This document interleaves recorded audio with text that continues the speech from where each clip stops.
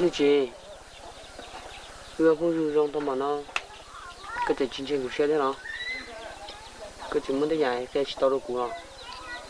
Hơ, chỉ cho lúc xưa đó mà khi nó có bóng mà. Bây giờ đấy chị mà, khi ta chỉ nói chỉ tao nó. Lúc xưa đó cũng như khi nó có bóng xưa mà. Như chị, cái chính cái tụi như này không mê mê gì nó. Chỉ linh đó, cứ nghe xe kể là. Giờ đi có cũng khéo lo. Cứ giờ bóng cả tao xưa lo. Dạ.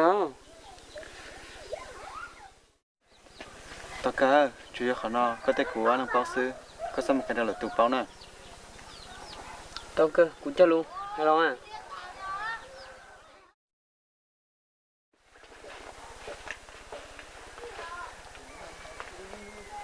Đi rồi có tung ba.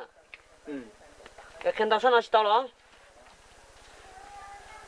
Nó có thông báo nó, của tao mất tới tôi mình vẫn sai. Thằng nên tới cũ chỉ với mẹ. Tôi đi trả họ nhớ trong đấy tôi lòng cao. Nhưng chỉ lúa hành đi. Cái tôi sai rồi lo. Thì giờ lúc ấy có mất đâu tụi mình nhận sang được thế mà. Của sai tia, vì chủ do sơ. Để cái thứ sao thì tụi nó còn đỡ. Nhưng mà tụi ấy có một thằng mẹ mẹ nào đó. Lúc xưa nó của sai chỉ tao đi.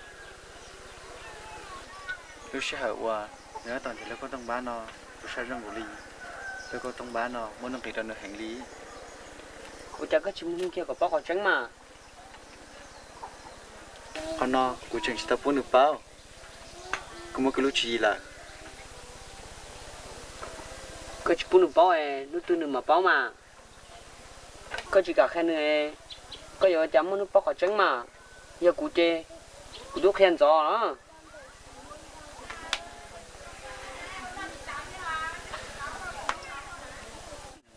Chỉ lúc xưa hở, mà lấy khai đó nữa. Lúc chị, giờ sao tao kể ba hay cái cụ tao xếp ba con. Mà chờ hả?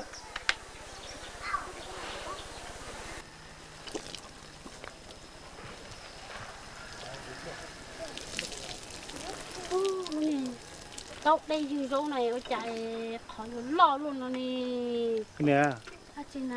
giờ tao biết nói, chạy cú tao một nói, cú chỉ tàu lên cái này.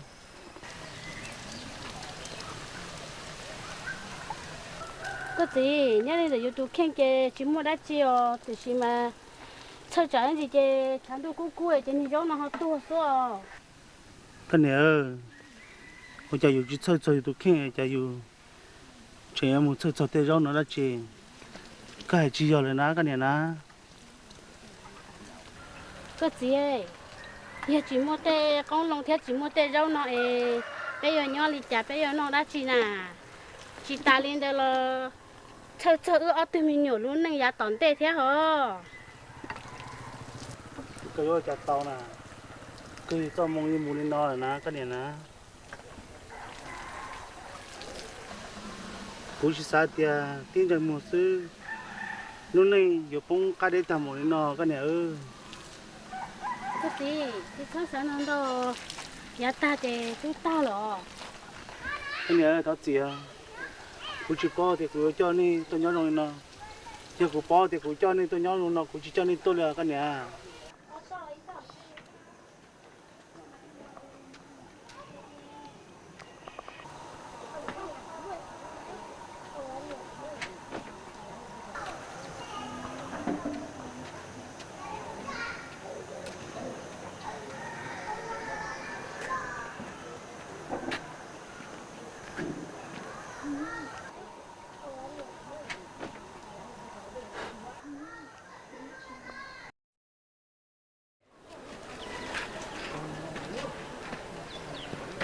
Ba cái tên lo. Tôi mà, nó nói nhau chết rồi. Nhất chết sao? Ba giờ mình nó.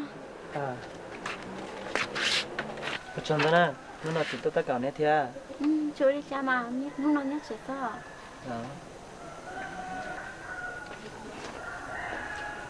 Cái giang, Hả? nó nói cái này cái gì cái chỉ nhau chơi rồi. Người chỉ nhớ là người mới cái thà là. ê ngân sang cả lá chia chia chẳng gặp bỏ sang mà sư là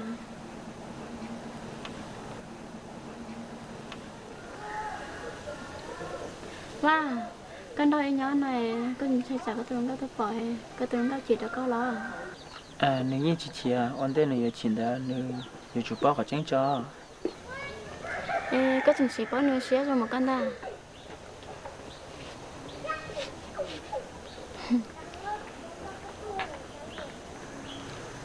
cô chỉ bao trong lớp thứ thế để chị giờ mà họ tránh là hai nếu cũng lòng thế cái anh có bao tuần bên nào mà thế lo có ai cho thế nào hai sao tuần bên nào mà tuần đó cả hai luôn à sợ có ai có đã chỉ của tôi chỉ bao năm màu tôi chỉ bỏ lên tôi lên nè cái anh cô xa để cô thiết rất đa rất nó cái chuyện rất đa cho cô thế cô nhớ hay tiếp theo giờ thì các chuyên tranh các công thông báo nhà báo cái đấy chỉ cả khe dù ở chẳng bao giờ cả khe cô cô nhớ hay tiếp theo nhà báo giờ cái hai tiếp theo là mà năm mới chỉ mới lên thứ tôi liền hả nếu từ nhà lâu nhà lo còn ít lúc chuyện gì là bây giờ à chạy mà cha có chuyên tranh theo chưa có đạt thế lò nằm mơ của tôi tôn cho người thành ở đây thật chuyện này nè ê giờ đi nửa hồ huli chăm à nằm mơ của chuyên gia ăn nụ nụ bé nè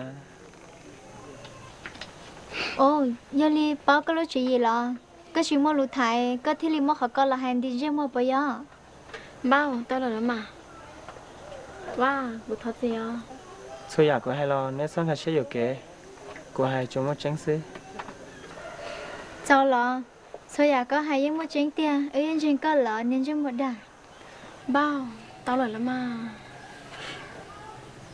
wow bút thật gì nữa chưa đi cha cũng mau được vậy cũng mua hay đi mình có toa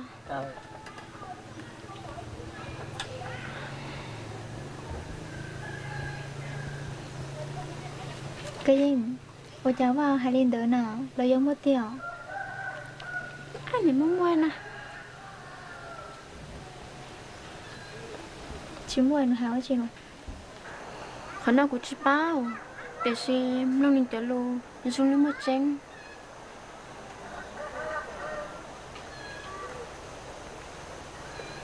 ê giờ cái một tranh nó giống từ nè cái gì hả có rồi chị cũng muốn bén rồi lại đây của lần á nè giờ khoai có chuyện nó đó em muốn bén xuống nè hả đó gì mà cứ ở chủ lòng đây nè chỉ người lo nhưng chỉ bắt tao con à ở đi mà ngõ một tay ta đi xí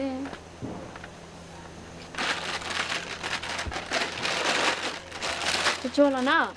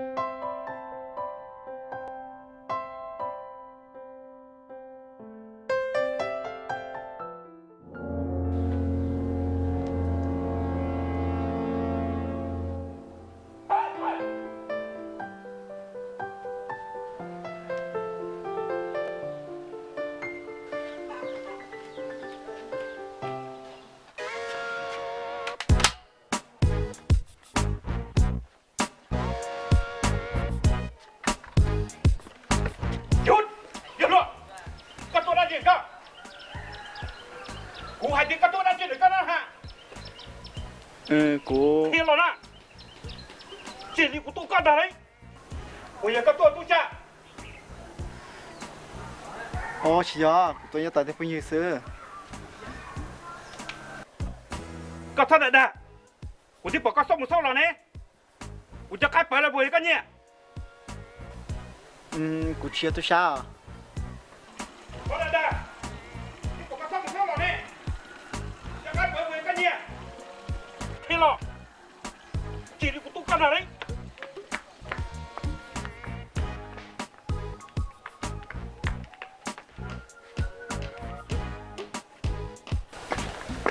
nó chỉ mà đã chiều cô chỉ bảo thế cho cái này nó pro là sao thì chết tỏ thế này có nhiều gì bây giờ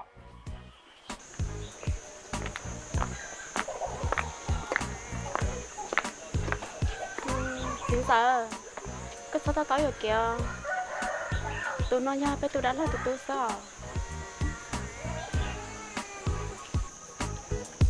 hả đi lên từ nó nha tụi đã là tụi tôi sao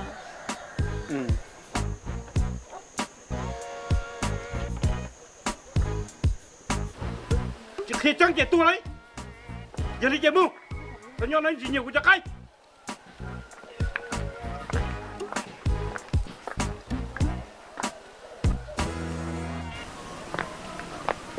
cô đi chán nên từ sinh sản ta nhiều chiếu luôn đi bé tôi nhìn rằng đó ní sẽ chọn đó từ khi tôi nó báo này của hai trong thế mà như cái ship cũng chơi cho nó cũng thấy mặt tôi là bao tôi chọn được chị tôi con nên là hết có sữa em đi cái mình sao thế nào cô xin chào theo thì chỉ mà cô sao mình chỉ xứ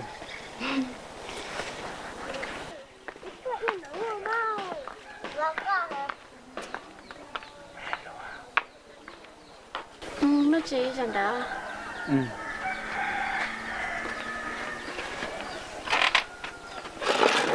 chỗ cây lên là xứ lọ cho cứ lên xí mà còn này thế có gì mới thế là họ bao một chỗ ra là như vậy đấy cha các mấy tại là cá chích tao nữa cô làm nhau mà xí xứ à